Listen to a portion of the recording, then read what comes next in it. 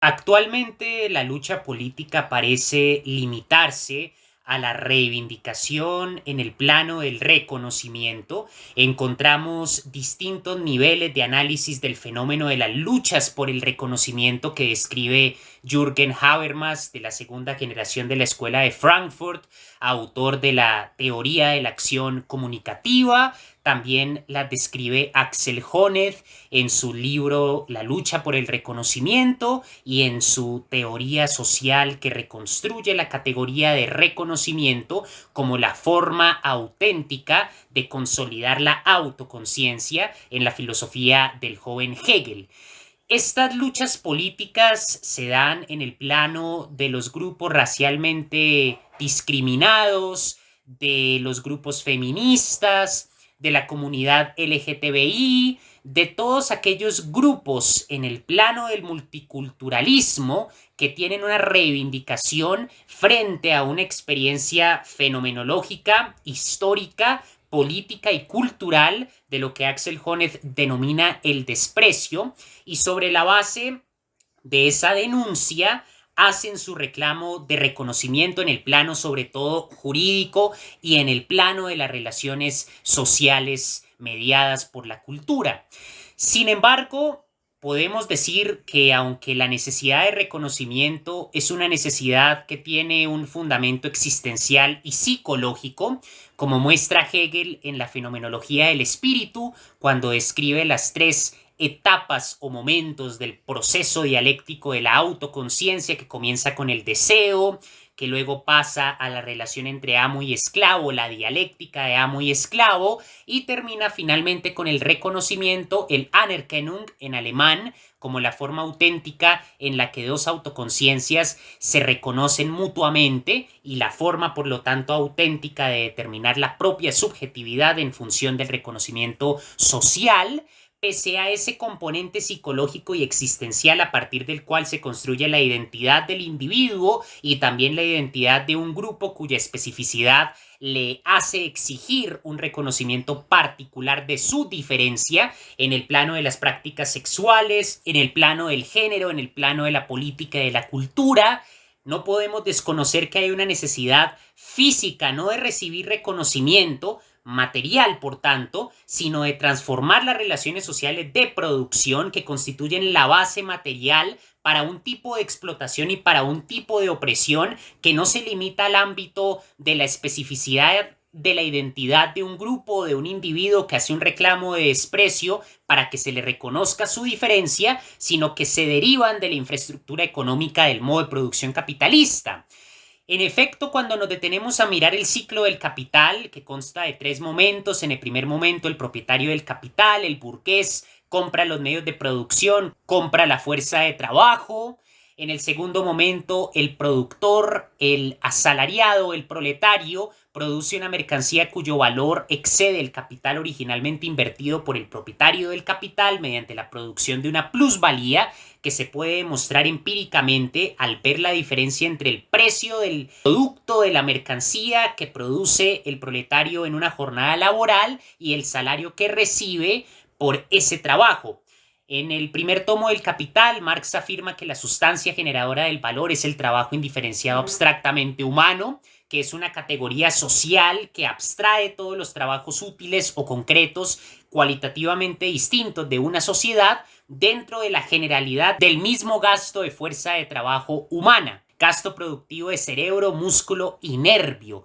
Todo trabajo intelectual, todo trabajo físico se reúnen dentro de la generalidad de la sustancia generadora del valor. Y sin embargo, en esa jornada laboral que se objetiva una cierta cantidad de trabajo indiferenciado abstractamente humano y se crea una cierta cantidad de valor que luego se transforma en precio, en el salario al proletario se le remunera una pequeña parte de la totalidad del valor que produce y el resto, bajo la forma de la plusvalía, representa la tasa de ganancia que el burgués acumula bajo la forma de propiedad privada. Esta circunstancia del ciclo del capital, donde el burgués compra los medios de producción, compra la fuerza de trabajo, donde el productor produce una mercancía cuyo valor excede el salario que recibe y el capital originalmente invertido por el capitalista, mediante la producción de un excedente, de una plusvalía que el burgués acumula, y luego que implica la transformación de valor en precio cuando la mercancía se comercializa, teniendo en cuenta la contradicción entre capital como valor en circulación, como riqueza socialmente producida, porque la sustancia generadora del valor es una fuerza social,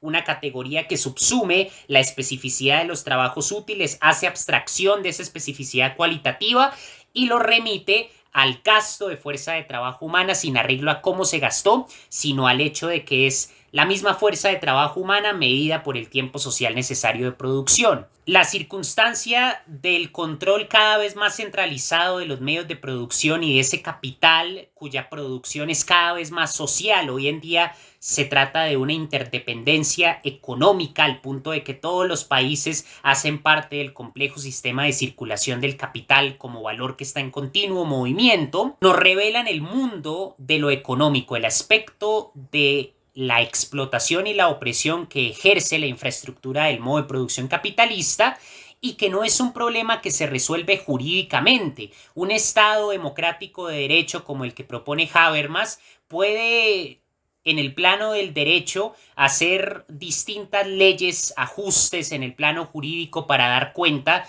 del reclamo de reconocimiento de los distintos grupos, la comunidad LGTBI, las feministas, los racialmente discriminados, pero mientras la estructura del modo de producción capitalista no se transforme, esas reivindicaciones de reconocimiento van a dar cuenta de la necesidad existencial y psicológica de ser reconocidos en la especificidad de nuestra identidad, pero van a dejar de lado la explotación física, material, que es la verdadera causa de la pobreza. Hoy en día 9 millones de personas se mueren de hambre cada año desde 2017 según cifras de las Naciones Unidas, mientras que las 8 personas más ricas del mundo acumulan entre ellas más capital que la mitad restante de la humanidad. ¿Cómo explicar la fortuna de un Bill Gates o de un Elon Musk comparado con una de esas 9 millones de personas que se muere de hambre, que no es ni siquiera un proletario, no es un campesino, sino es un desempleado que no tiene los medios para perpetuar su vida, se muere de hambre? Solamente lo podemos explicar al verificar que la predicción de Marx a propósito de la creciente centralización de los medios de producción no solo es cierta, sino que hoy en día llega al paroxismo de la desigualdad. Nunca antes en la historia ha habido una desigualdad tan grande entre los más pobres y los más ricos, porque la cantidad de mercancías que se produce, y recordando que la riqueza en las sociedades en las que rige el modo de producción capitalista se presenta como un gran cúmulo de mercancías, es hoy en día mucho mayor que en cualquier otro momento de la historia, pero los burgueses se apropian cada vez más del valor excedente, se apropian de esas mercancías, se apropian incluso de la competencia y llegan a cambiar la competencia entre capitales por monopolios. En ese sentido, la reivindicación actual política debe tomar en cuenta que el modo de producción es la anatomía de la sociedad civil. Si no se transforma el modo de producción, toda reivindicación en el plano jurídico va a dar cuenta de elementos existenciales y psicológicos, pero no va a dar cuenta de las condiciones materiales concretas que explican por qué hay desigualdad y pobreza en el capitalismo contemporáneo. Para finalizar, podemos pensar en el ejemplo de un trabajador homosexual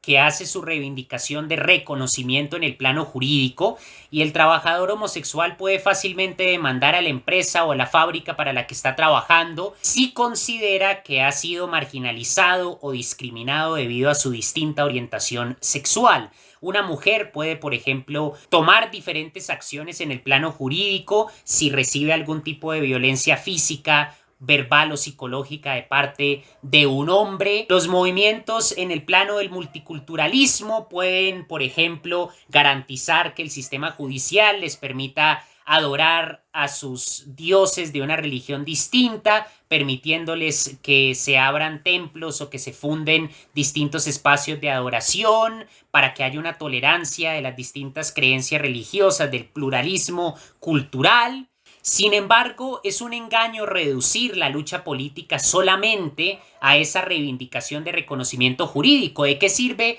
que el homosexual pueda hacer un derecho de petición en la empresa o la fábrica donde trabaja si se siente discriminado? Porque es muy importante que su diferencia, su especificidad, que consolida su identidad como individuo, sea respetada, sea protegida jurídicamente, nadie cuestiona eso, pero ¿de qué sirve que el homosexual se contente con esas herramientas jurídicas cuando materialmente en el ciclo del capital sigue produciendo capital que pasa a ser propiedad privada de los burgueses, sigue produciendo plusvalía, sigue estando sufriendo el trabajo enajenado que implica la enajenación entre el productor y el producto? ¿De qué sirve que la mujer pueda tomar esas acciones en el plano jurídico para ser protegida en cuanto sujeto de derecho